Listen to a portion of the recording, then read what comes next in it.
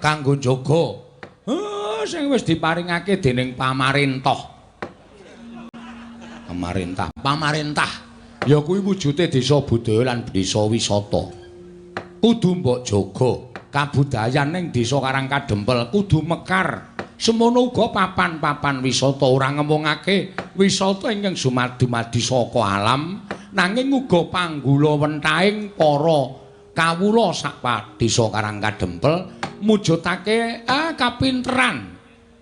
Ya kuwi Karangkadempel kene iki wis kondang dadi papan panggonane sentral kulit. Tas sepatu kok setapu. Lan sak piturute iki asale saka kene. Mula wajibe kuwi padha dijaga. Carane njaga supaya tetep menjila kondang kawenang-wenang. Lah kuwi eneng pundhake sapa? Kuwi eneng tanggung jawabe saben-saben kawula ingkang mapan ana ing Karangkadempel. Aja diya-dinya, aja padha regejegan, tetep rukun manunggal tetunggalan bantu binantu antaraning siji lan sijine. Ning akhir-akhir iki wah, Semar kene omong ora nganggo basa sastra barang. Sastra sapa?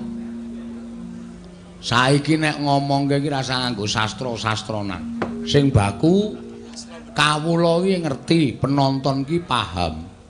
Oh nggih. Akhir-akhir iki kok wisatawan, Warataya. Wisatawan kok. Para-para sing padha rawuh ana ing Karangkadempel kok katon suda.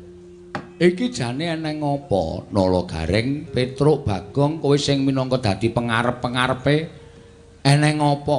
Eneng masalah apa? Mara gage matura.